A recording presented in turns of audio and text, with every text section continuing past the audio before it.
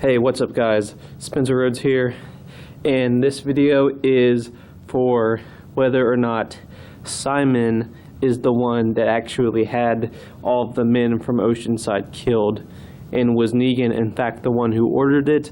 Did he have anything to do with it? Did he know about it? Anyway, Mega Path presents Ronnie Hayes. He made a video about this and he was discussing this, and I thought it was really interesting and wanted to share my thoughts. But basically, if you don't already know, last season there was the Oceanside group, the group that Tara ran into, and they were mostly women and girls, and they explained to Tara that the saviors had been forcing them to, do things like go out and scavenge and get supplies and bring them back to them, and then they tried to fight back, and the saviors lined all the men up. All of the males that were 10 years old or older were shot in the back of the head. They were executed, and then all the people that were left, they just ran away and successfully got away, and that's why they became the group that's in Oceanside and why they're mostly females.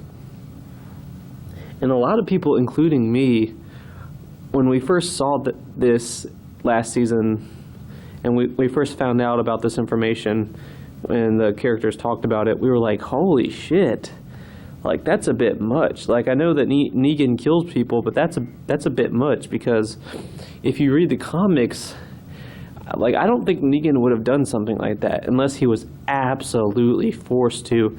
And I like 10 years old? 10 years old or older than 10 years old? I mean, that's 11-year-olds, 12-year-olds, 13-year-olds, 14-year-olds just getting executed? I mean, that's how many people were there?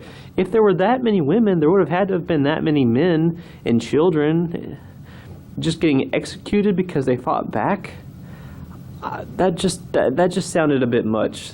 That just didn't sound like it was in Negan's character to do something like that, because Negan has always been someone that values people. That, he doesn't really want to kill people. He kills people if they get in his way.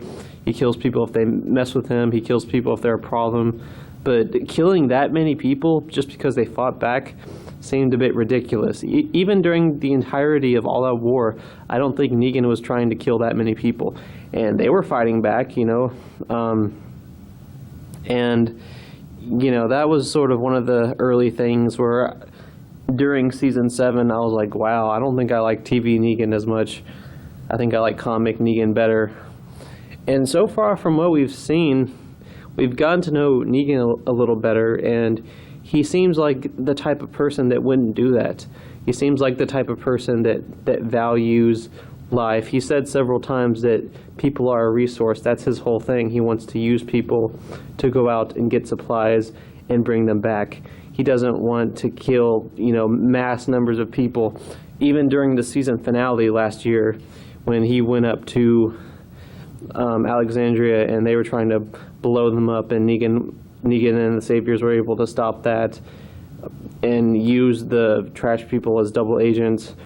Negan was like, I'm going to kill, 1-2 people, and, he told Sasha he would just kill one person, and then, he told Rick, if you keep going, well, I'll kill you, then I'll kill the rest of you, probably. Like, that's his big thing. He doesn't really want to kill people. He just wants to kill the amount of people that is necessary to control the rest. So for him to line up everyone in the Oceanside group and kill all of the males that are 11 years old and older, which would be like 60 people probably, I mean, that's a bit much. So that was one of the things that kind of turned me off about Negan. And last episode, when Negan and Simon, Gregory, Dwight, they're all having that group meeting, and Simon proposes, well, why don't we just kill all the people at Hilltop? Negan just loses his shit, and says, people are a resource, people need to be alive, everything we have is about people and using people, And then he asks Simon if he's backsliding. And if you go to Google and you look up the definition of backsliding, backsliding means regressing to like an earlier thing that you were already doing, like regressing to an earlier point or going back to something that you used to do. So I think that maybe Simon is the one that had the males at Oceanside killed, because it fits Simon's character to have that type of thing happen, to order like the saviors to do that, and it fits Negan's character to not want that, because Simon, from what we've seen, he's more violent than Negan. He's more sadistic. He just doesn't give a shit about violence or people getting hurt or people getting killed. You know, as long as he's alive and as long as the saviors are doing well, he doesn't care who lives and dies. He doesn't care if violence happens to children. You know, he didn't like Carl, and it's kind of implied during the show that he wasn't really happy that Carl's arm was not cut off. Like, he actually wanted that to happen. And he just seems like more of a psychopath than Negan is. Even though I love Simon and I love Stephen Ogg, it does fit his character better to give an order like that, to have his saviors execute that many males at Oceanside. So if Negan is asking Simon if he's backsliding, then it's possible that Simon gave that order and it wasn't to Negan's knowledge, and then Negan found out about it and he got really upset and really mad. But I mean, if Simon did something that drastic and he didn't have Negan's permission, wouldn't Simon get punished? Wouldn't Simon get the iron like Dwight? I mean, did Negan just give Simon a slap on the wrist and was like, okay, bad Simon, don't do that again? Because when Negan loses his shit, when Simon proposes to have just all the people at Hilltop wiped out, I mean, he was pissed.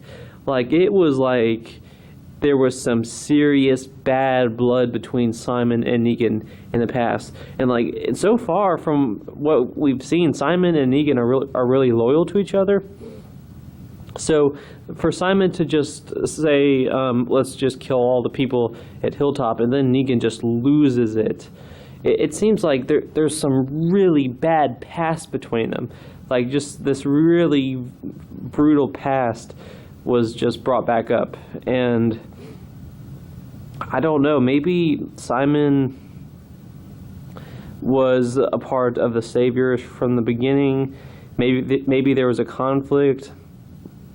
Maybe Simon was even the original leader. I mean, who knows? Simon mentioned that there was an original leader. So I don't know. But I hope that Scott Gimple and Robert Kirkman, they have a moment this season where it's explained that Simon is the one that ordered all those males to die and not Negan, because it just doesn't fit Negan's character, and it fits Simon's character a lot more. So I'm hoping that at some point they're going to explain that it's Simon that did that, or maybe Negan didn't know about it, because, I mean, Jesus Christ, it just doesn't fit Negan's character to have that happen. Negan always has like one or two people killed to make a point. You know, he doesn't kill that many people. And Simon likes to kill people. You know, we saw at the end of season 6, you know, he killed the library group, but I guess maybe that wasn't a big deal because it was like a small group of people and they just weren't cooperating. So maybe Simon had Negan's permission to kill them because they were useful to, as Simon said, to make an example, to make an example of what could happen to Rick's group by beating the last library guy in front of them, because that's what happened. So I guess that was their use to be made an example of, but that showcases Simon's violent nature a little bit, and I really think that it makes more sense for it to be Simon as the one who ordered all those males to be executed and not Negan.